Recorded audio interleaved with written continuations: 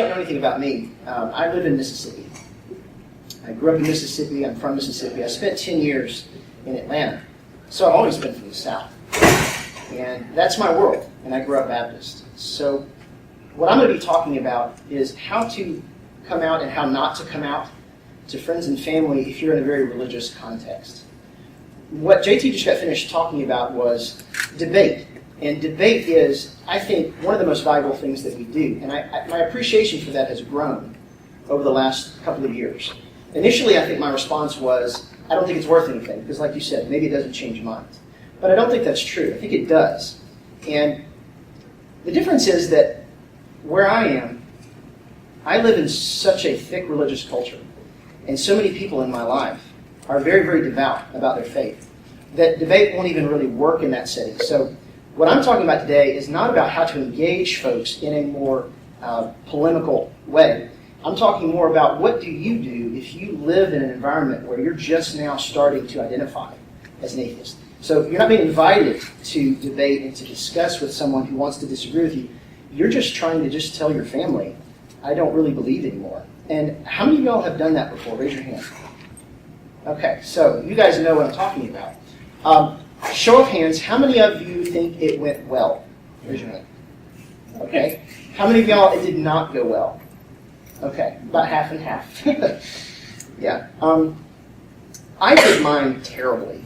I did it very, very wrong. And that's why I'm standing in front of you to tell you how to do it.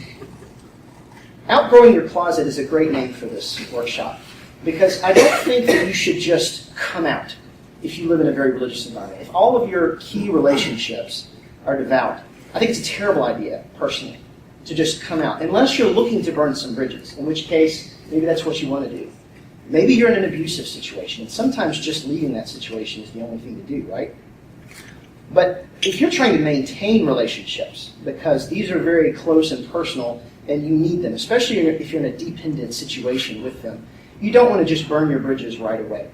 There are ways that are better and ways that are worse of doing this. And so outgrowing your closet is a great thing to name it, because what really should be happening is you should be taking the time to get to a place in your life where you're ready to do it.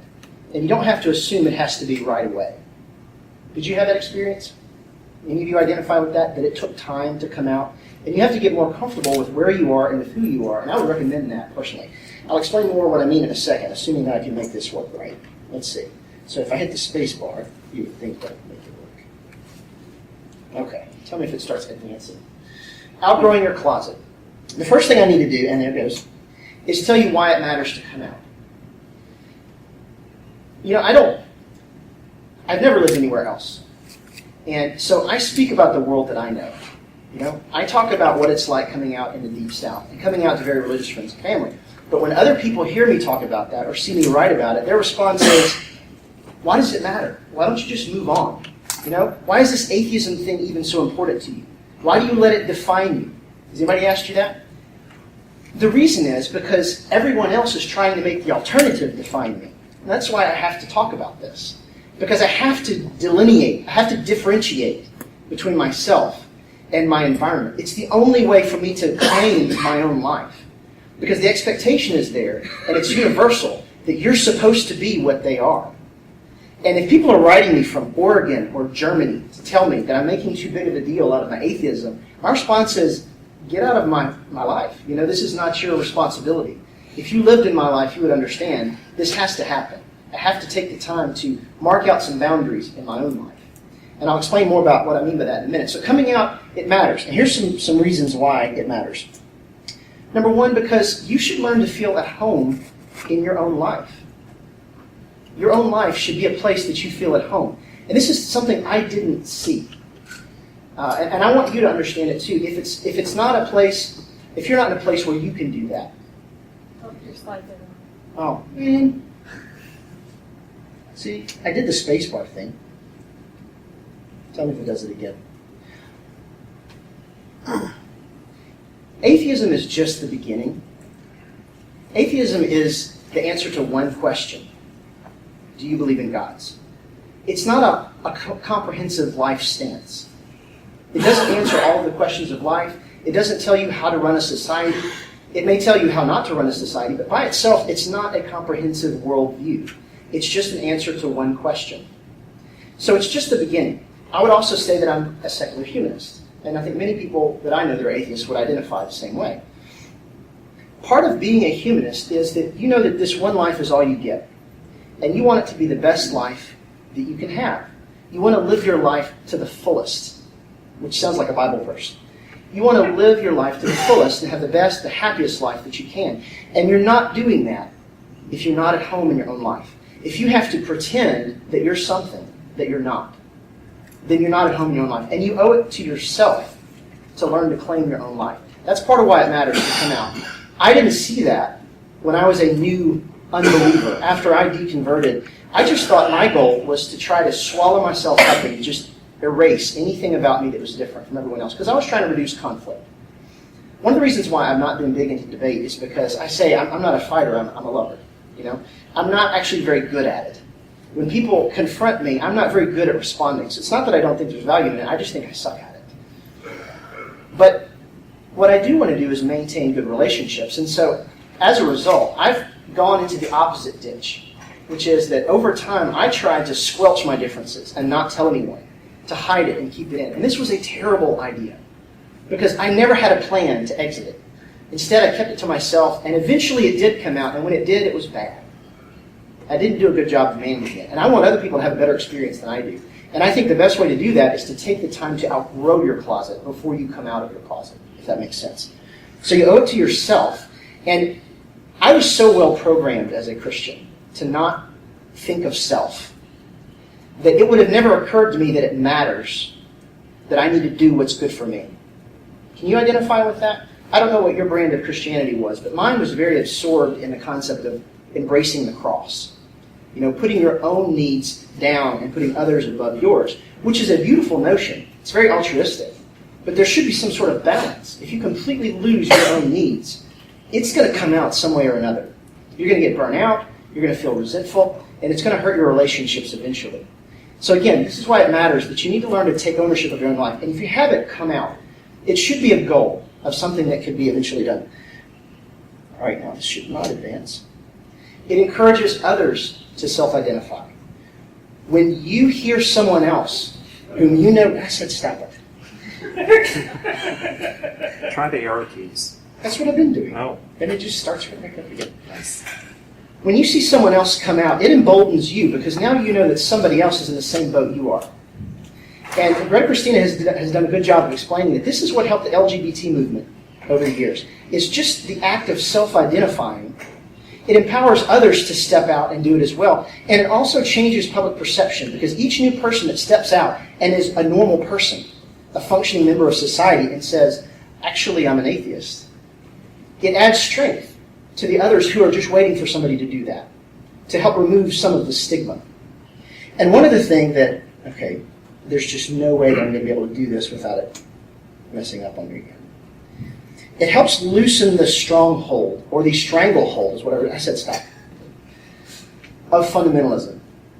Now, if you don't live in the South, or if you don't live in a highly religious region, I said stop it.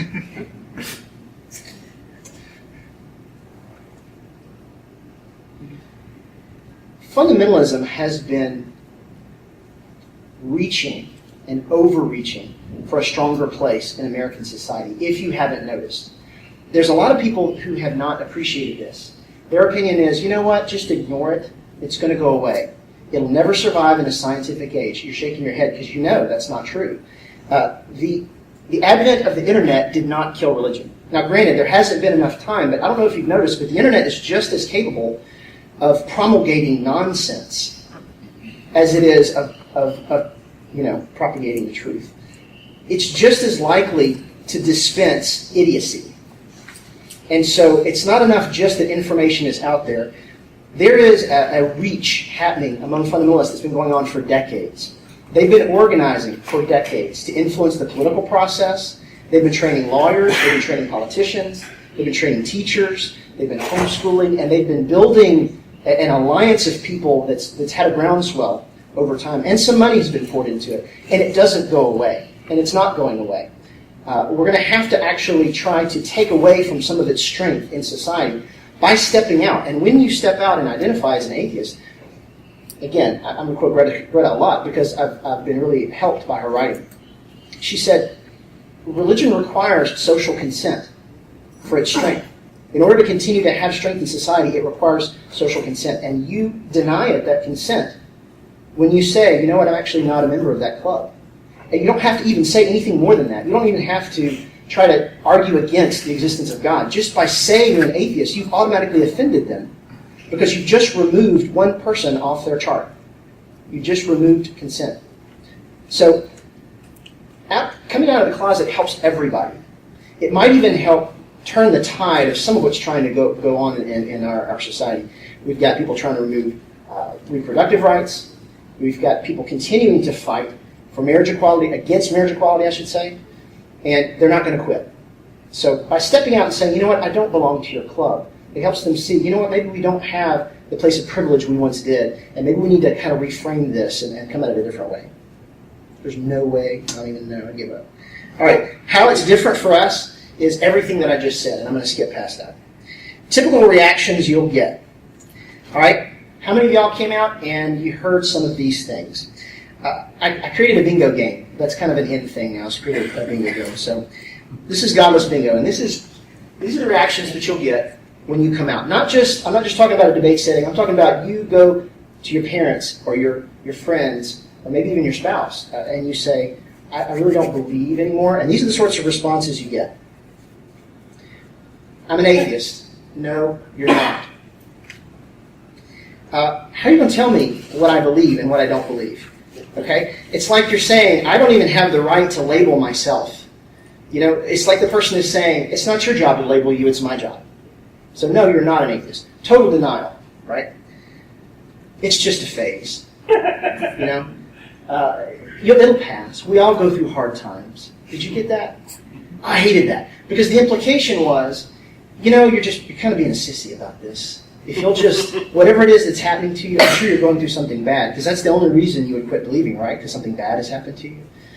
No, I'm not broken. There's not something that's damaged me, and that's why I'm not believing. I just thought through things, and I don't think the same way anymore.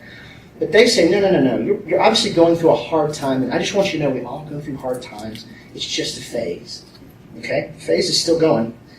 Blank stare, deafening silence. Any of you got that one? Okay, sometimes when you come out, they are so stunned that they don't know what to say. And they just blink for a while. And maybe it'll be the next week before they can respond. They just got to take time to process it. This especially happens if they had no warning signals at all. You just had to just unload it all on them at once. I'll talk in a little bit about why I don't think that's the best idea. So you worship the devil then? Bingo! By the way, I love the Satanists. I'm having such a fun time watching them challenge the theocracies that are popping up all over. And I love it. And I don't know if they're trolls or what. I don't know how sincere they are, but I love what they're doing. They're doing a great job of challenging. You know what? If you really want to say that we can stick our religious symbols anywhere we want, then here you go. Here's one. So, but you still believe in Jesus, right? And I don't just mean that he was a historical person. It takes a while for them to process what you're saying. You know, I came out to a coworker one time and I told her that I didn't believe in God anymore, and she took a long time to process that. And the next week she came back with, but you believe in Jesus, right? I'm like, well, I mean, I believe he was a real person personally, but I don't think he was magic, you know. And then 2 weeks later, but you believe in prayer, right? I'm like, prayer to what? You know, it takes so long for this to process. Then about a month later, after we'd had 20 conversations about this, she said, but you do believe in the devil, right? Yeah. I know, right? And I'm like, no, why would I believe in the devil if I... Anyway, she couldn't get it. I think that one was the hardest one of all for her to believe because she grew up in an Assembly of God. And I don't know if you've known anything about that tradition, but the more charismatic the tradition is, the bigger Satan is. That's just a thing for them. So she found it harder to believe that I disbelieved in Satan than that I disbelieved in God. Why are you mad at God? I'm not going to address that one because everybody knows what's wrong with that, except the people who are saying it. But they always go there. But how can you believe in nothing? Of course, that's not correct. I don't believe in nothing. It's not even a philosophical statement about believing that something came from nothing, which is a ridiculous question anyway. This is like, so you're saying you have no beliefs? No, that's not what that means. You just want to be your own boss. You know? And this one's an ad hominem, or really it's an attack on motivation. It's driving me nuts that that period is one space over, by the way. But I fell for this one a lot. When I had just come out to my friends, they pulled this a lot on me. They wanted to put me on the defensive and explain that my motives were pure. And that's why I was questioning what I was questioning. And I put a lot of energy and effort into trying to explain to them that I really was sincere in my quest for God. They weren't buying it because they had a narrative that said the only reason anybody ever doubts is because they want to just be their own boss and live in sin. And I kept trying to convince them that was not the case. And it wasn't until later that I realized that this whole thing is a distraction. You know, I parodied it by saying, it's like a conversation went like this. I don't really believe in invisible spirits. And the other person says, well, you just want to live in sin. And I say, well, okay, I'm really talking about whether whether invisible spirits exist. So why should I believe in invisible spirits? Have you been masturbating? Well, I thought we were talking about invisible spirits, you know. Well, how often do you look at porn? And I'm thinking, what are we talking about here? Where's this coming in from? Anything to change the subject from the discussion of whether or not it's legitimate to believe what they believe, they would rather have you on the defensive defending your motives, which are so subjective that there's nowhere positive to go with it. What they say could be just as true as what you say. And there's always an intent to move from the objective to the subjective, because that's where they feel the most comfortable, right? That's what faith does. It teaches you to be more comfortable in subjective discussions, where nobody can say for certain about anything. And they always want to move things from the certain things to the uncertain things. Watch how they always do that. But where will you get your morals? Well, same place everybody gets their morals. And of course, if the only reason that you don't go out and kill and rape is because you believe God's going to punish you, then I don't want to be your friend. You know, I don't trust you. And they don't seem to get that either. Where will you go when you die? You know, why are they asking these questions? It's not just challenging you, okay? In a debate environment, they may be challenging you. They may be wanting you to try to demonstrate why you believe what you believe, and really they're just trying to show you their idea is better than yours. But with friends and family, that's not always what's happening. Many of them are genuinely curious. They're trying to process what you're saying, and it's just so hard because they've never been around anybody who believes this. So they need to hear you talk through it to even think about it. So as frustrating as it is to hear these questions, with these people that we have relationships with, remember, they're actually needing you to help them understand it, which it's a good thing for them to process this, isn't it? In the past, they've never thought about it. But now someone has forced them to think about it in a way they've never thought about before. Someone they know sees the world this way, and they've never even tried it. But now that they're asking you these questions, they're going to have to try it. This is a good thing, as frustrating as it is. But you're so nice. Anybody get that one? I've never got that one. But a lot of my friends said, oh yeah, that's what they said. That's like if you go to a coworker and they finally tell you, and they're like, but you don't at all fit what I expected. I feel so sad for you. I think this one irks me more than anything else. Because it's got layers upon layers of condescension, of patronizing, covered with a veneer of care and concern. Because they are concerned, right, if it's your family. But it hops over everything else. It's just got layer upon layer. And I'm not going to dissect into it. I will pray for you. Yeah, okay. Pray for my conversion and see if it works. Yeah. I'm worried for you. I've actually changed my response to this. Originally, I would just shrug it off. But now I think what I would rather encourage people to do is to ask the people who say this, what are you worried about? I want you to be specific. And don't let them back away. Ask them, what exactly, put it into words, what are you worried is going to happen to me? And why am I saying this? Well, one of two things is probably being mentioned here. One is they either believe that you're going to hell, but they don't want to say the word. Because frankly, I remember when I believed in hell, I was kind of embarrassed by the idea because it didn't make sense to me. It never did. It never made sense to torture people forever after it was too late for anybody to learn anything from it. That never made sense. And I know that some of them are having the same problem, and I want them to have to say it out loud. What they're saying is, I believe you're going to be tortured, first resurrected, just for the purpose of being tortured for all eternity. I want them to say that out loud. Now, for some people, if you're in a very fundamentalist background, they'll tell you right off the bat. It's no problem. They're comfortable with that. Very, very comfortable. And you know what? That's a totally different situation, I suppose. But there's a lot of people like the background I came from that's more sophisticated than that. What I would call the evangelical as opposed to the fundamentalist. that they believe all the same things. They just use a bigger vocabulary. You know, a fundamentalist and an evangelical believe the same things. The evangelical probably just has one extra degree on their wall, maybe. And I want them to say it out loud so that they can feel the full embarrassment of the fact that they believe I'm going to be tortured forever, and that's horrendous. And I think they know it's horrendous. And that's why they're hinting around at it instead of saying it, because they're embarrassed by it as well. I want them to have to say it out loud. The alternative is they might not be talking about hell. And many people have learned how to explain away hell, and instead they say, well, your life is going to go bad. And so I say, okay, I want you to tell me what choices or behaviors do you think I'm going to make that will be destructive, and explain to me why they are. And anytime I've done that with close friends and family, the response I've gotten is, well, I don't know. I don't know. I'm thinking, no, you're telling me you're worried, so you think something's going to happen. I need you to verbalize it. And if they will, now I've got something to talk about. Now this is getting really close to the debate thing, and what I'm actually suggesting is that with friends and family, when you are just coming out, that's not the best time to debate. And I'll explain why in a second. Aren't you afraid of hell? No. What if you're wrong? Pascal's Wager. I had someone in my family put that to me, and it was one of the first times I'd gotten it, except that it was the second time, because the first time I'd gotten it earlier that week was a Muslim telling me the same thing. Are you 100% certain that Muhammad is not the true prophet? And I said, well, I guess I can't say for certain. There's always that little bit of uncertainty. He said, well, then, just on the off chance that you're wrong, you should honor the prophet Muhammad so you don't have to burn in hell. And then just a few days later, this Christian family member said the exact same thing about Jesus. And I just stepped back and I said, you know what, it's damned if you do and damned if you don't. The problem with Pascal's Wager is, besides the fact that fear is a terrible reason to believe anything, and it doesn't even make sense to be afraid of something you don't think exists, but aside from that, it doesn't even specify which God to be afraid of. Right? It doesn't even say which hell you're supposed to escape. You're going to be doomed to one or the other, according to somebody. The devil's got you now.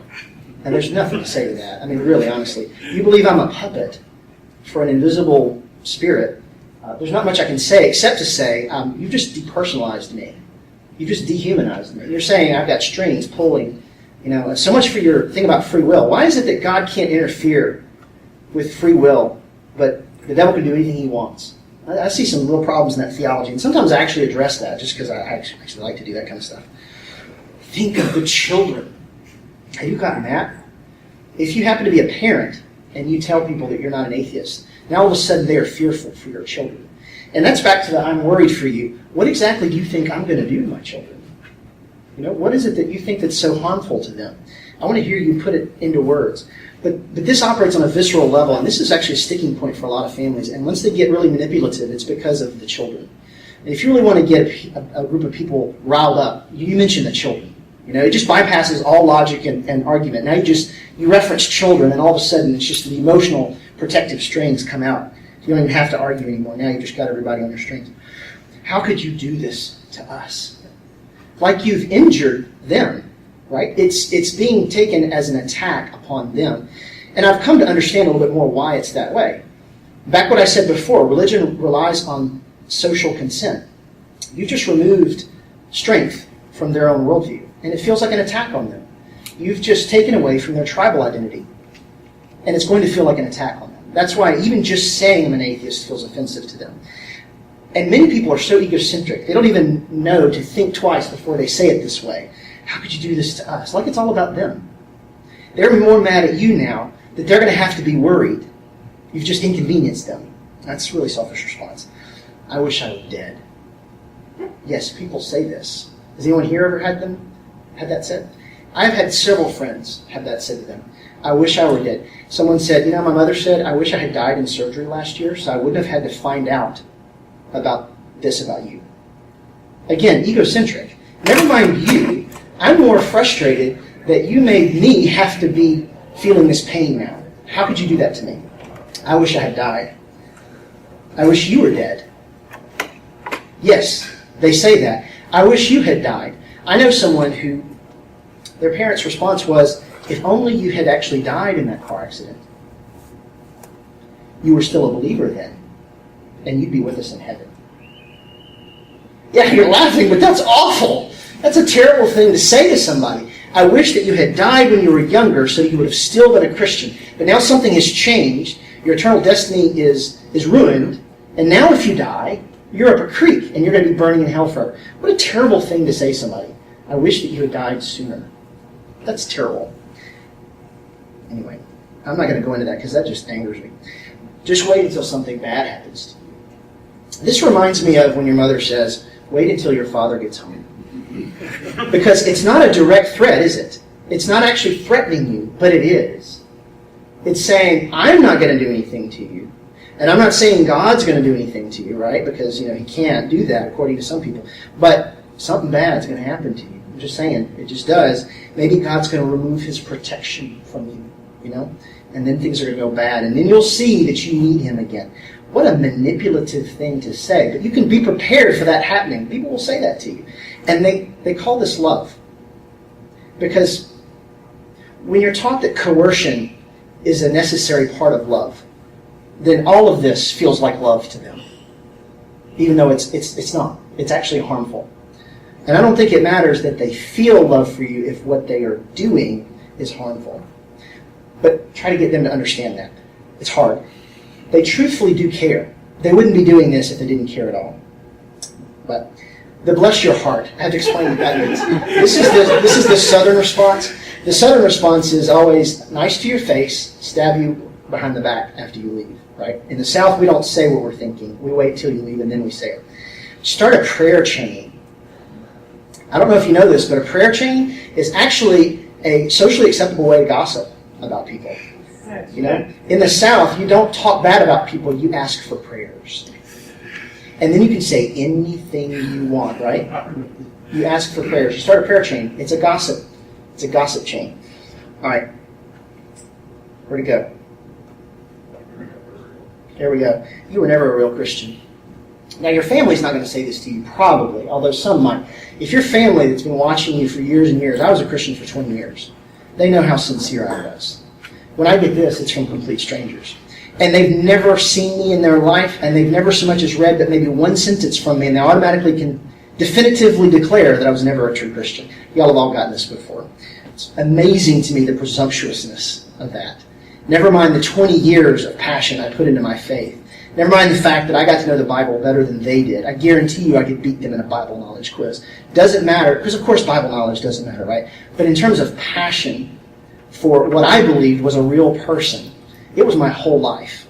And so it ticks me off when somebody dismisses my entire life like that. 20 years of my life. Well, why does it matter? A friend of mine said, if you don't really believe in God, why do you care whether or not we believe you are a real Christian? And my answer is because 20 years as a Christian means I have a right to say something about my experience. I have something to contribute that you might could learn from, except you're not going to because you've just dismissed me with the wipe of a hand. By saying you were never a true Christian, you've just invalidated my voice, and you can't learn anything from me. And then finally, you just went to the wrong church. You got that one before, right? Again, you won't get this probably from family, but if you'd just been in the right denomination, maybe you would have gotten it, right? Okay, let's see how we're doing on time. I said we were going to do role-playing. And we're not going to do role-playing per se, because that kind of gives me the heebie-jeebies to even think about what that means. But here's what I want you to do. I want you to pick one or two people close to you, and I want you to tell them what your experience was. Do you think we can pull this off? I'm going to do it for 5 minutes. I want you to explain to the person next to you, was it a good experience or a bad experience? Did something work or not work? Did something screw up the whole thing? And I would actually like a couple of volunteers to tell me. If you're not comfortable sharing that, that's no big deal. We're not gonna make you talk if you don't want to. But I'd like to hear some answers to what your experience was. So take 5 minutes to do that. Do you mind? Tell the person next to you what your experience was, what worked for you, and what didn't. One person want to share what they did that worked or didn't work. Anybody else? Yes. I found when I'm talking to people I'm acquainted with, coworkers or something, and this comes up, that when I smile and say I'm an atheist, it silences them and I get better reactions than I used to when I would look ashamed. And it's something I've dealt with over the years, and now I can confidently say, hey, I'm an atheist. And so that's usually starts a better conversation. That's great. In case anybody didn't hear that, it's on the recording. Just not making a big deal out of it. If at all possible, be nonchalant about telling people. That depends on your environment, right? Maybe more with coworkers. With family that you know it's a major thing for them, being nonchalant about it, it won't go over so well, of course. But it depends on the context. Yes. To share my own experience, two-pronged. My family was atheist. I was actually the other way around. Most atheists grow up in a religious household and become atheists. I grew up in an atheist household and became religious. When I told my parents I was no longer Christian, their reaction was one of relief. Hallelujah. But as for experience coming out, I travel a lot to give talks, and I don't know if you know when you're on an airplane, the person beside you asks what do you do for a living. Yes. And I've taken it both ways. Sometimes it's like, well, I'm a writer. What do you write about? Yeah, religion. What about? I'm an atheist. Leave me the fuck alone. But when I do that, when I try to pussyfoot around it, that's when I get that, oh, where do you get your morals from? I'm just so sorry, and yada, yada. But when they ask me what I do for a living, I say, oh, I'm an atheist writer. I write about how religion is wrong and how it's harmful to the world. That's when I get that, oh, and they treat me like a human, and it's really weird with the nonchalant. In fact, I sat next to a missionary once. That's what I did for a living, and I did it like, yeah, I'm an atheist writer. I write about pretty much everything you believe is wrong. And her response was like, oh, I'm so sorry for you. Right. Which I followed up with like, oh, don't be. I get to sleep in on Sundays at home. She looked at me like I just kicked her cat. Well, in all fairness, you've been working on this for a while now. That's true. Most of us actually suck when we first come out because it may be the very first time we've actually done it. And it's too bad that we have to do it to the people that matter the most to us. And if their reactions are bad, it hurts all the worse. I would love to learn to do that because I still can't do that on an airplane. Right, and it really does make a difference when you're nonchalant. That's when you get treated like a person. It's really Interesting. Weird. Yeah, it's when you're afraid they kind of sense that. You know, and somebody else pointed out that it's like when the child falls down, you know, and he looks to you to see, did that hurt? How your response helps frame what they're going to do in response. Okay, outgrowing your closet. Here's my advice to people who are in situations that are more coercive. Maybe religion is more of a dominant factor in your life. And the response is likely to be negative, and that's why you haven't come out. Number one, if you're financially dependent, my honest advice is don't do it. I've given this advice to people, and they didn't follow it, and then they were really sorry afterwards. Because people who love you, they still are going to interpret what loving you looks like based on their own ideas. And if their idea is that what you're doing and what you're thinking is bad for you, they're going to try to make you stop in whatever means they can. And one of my biggest problems that I had with the notion of hell is that it condones any behavior short of torture. If anything I do helps keep you from going to hell, then anything I do is legitimate, short of torturing you, right? It justifies any kind of awful behavior. And that's why I have the biggest problem with the notion of hell, and I've gotten to where I challenge it more directly than most. And in a way, it's kind of a tangential issue anyway. But maybe I'll get more to that in a second. If you're financially dependent, I wouldn't do it because there's a good chance that your family's going to use that against you. And sometimes it's not a matter of kicking you out of the home or withholding, whatever it is if you're on some sort of salary with your family. But a lot of times it's just a matter of withholding gifts that they ordinarily would give you. There's just a reduction in what they do for you. And it's very subtle. And I don't even think they know that they do it. I really don't. But there's this subtle belief that works in that says things need to go bad for this person. They need to go bad so that they'll snap back to their senses and regain their faith. Some are more overt with it. A friend of mine who was in a counseling situation for someone said, it's good that he's in a bad situation. You don't need to help him out because he needs to wake up. He needs to see that he's on a bad path. So it's good if he's uncomfortable for a while. And you got to understand, the person who said that is one of the most well-respected, kind people I know. But that notion works itself into even the sweetest people. Build a support network for yourself first, not afterwards. That's one of the things I did wrong. I didn't have anybody to talk to. And when I first came out to the people closest to me, I had nobody to turn to, which means that I didn't have any good advice sources for how to do it and how not to do it. My advice would be, number one, if you're financially dependent or greatly dependent in any other way on the people that you're getting ready to come out to, maybe hold off. Maybe wait till you're financially independent and then do this, if at all possible. Number two, make some friends online or in real life. If you don't happen to be in an area where you can find other atheists, you can find them online. That's one of the great things about the age that we live in now is we're able to find each other through social media. build yourself a support network first and take the time to become more comfortable in who you are, because you just went through a major change if you came from a highly religious environment. If possible, do it slowly. Now, I wish somebody had told me this. And not everybody does it this way, right?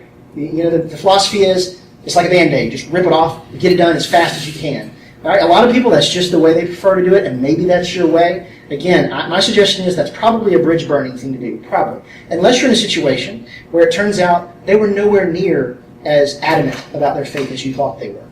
But if you're in a situation like mine, I know who's adamant and who's not, and I know good and well how they're going to respond. So if you know that it's going to be a negative response, then take your time. Don't hit it all at once. Ease your way into it. Kind of like circling the landing strip for a while, right? You just drop a comment here, drop a comment there, address an issue over here that's kind of tangential, something on the circumference. Don't go straight for the whether God exists or not, right? That's what I would suggest. Go slowly about it. Admit and embrace your uncertainty when it does come time to tell them. And use feeling words. These are the sorts of advice that I got afterwards. I wish I had gotten it before. You don't have to come out and say, there is no God. Now you've put them in a defensive situation. If it's a debate, that's a different situation. I'm talking about you're with your family. And this is very personal for them. And it upsets them. My suggestion is, use feeling words. Say, I don't feel comfortable with this, or I don't really like that, or this thing here doesn't sit well with me.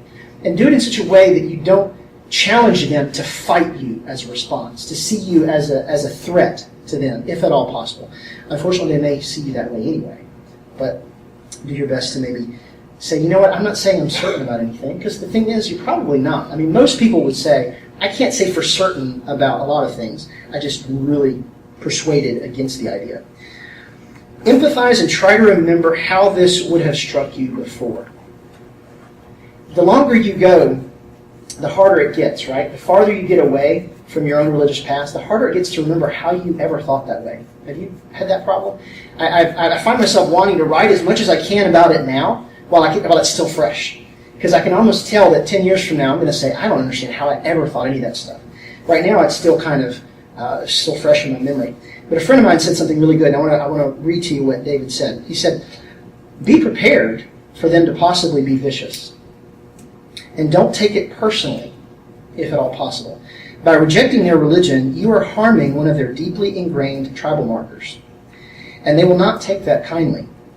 They will scrutinize your every moment, looking for clues for why you were never truly a part of their religion, possibly, why you are deeply flawed and can be led astray, or that you have an ulterior motive for rejecting their religion. Like, for example, you just want to have sex. Or, well, this is because you want to be gay. Like it's something you just chose to do one day, right? They will state their insights as blessings, even while the edge of their comments cut deeply into you. Please just take a breath, pause, and just remember that you used to think this way too. Let them vent. You won't change their minds at first. This is not a rational discourse. This is an emotional venting and intellectual defense mechanism designed to maintain group identity. You hear what he just said? Your initial response that you get from them is not going to be the way they respond to you forever, necessarily. It might be, right? But this is fresh. You've just done something that to them feels like an injury, and you can just be prepared for the fact that in a lot of situations they're going to retaliate. But take heart. It's not the end. This is just the beginning. You give them time, and as soon as a week, they may be calming down and come back to this with more rational conversation. Some of y'all are nodding because maybe that was your experience. Be prepared that at first it might be vicious, but it does get better more often than not. As they spend time watching you and seeing that you're actually not nuts and you're not going out and killing people, then, they'll start making sense. Resist taking ownership of other people's reactions. This is my last two things. This one's huge, and I wish that I had known this. I wish somebody had sat me down and said, you can't control how others respond to you. You can do your best to use feeling words, to take it slowly, and all the stuff I'm telling you. But the bottom line is, no matter how well you do this, they're still going to be hurt, some of them. And you can't control their responses, and you don't need to take ownership of it as if it's your choice. You need to set boundaries and remember where your choices end and theirs begin. And the things that they do in response to you are not your responsibility. That's one of the hardest things for me to learn. And then finally, choose your media carefully. I think this is one of the things that Greta talks about. Decide what's the most appropriate situation. If it's a large network you're trying to alert to this situation, maybe Facebook makes sense. But of course, it's best not to maybe tell your folks by Facebook, if at all possible. I mean, what's wrong with that? Well, think about it. I mean, is that really the way you want them to find out? So take some time to think about who do you need to talk to in person about this, and who do you not? Who do you just want to just let them find out? Maybe you want to write it out. For a lot of people, writing this out in an email or as a letter gives the other person time to process this without having to have that face-to-face screaming match that can sometimes result from this sort of thing.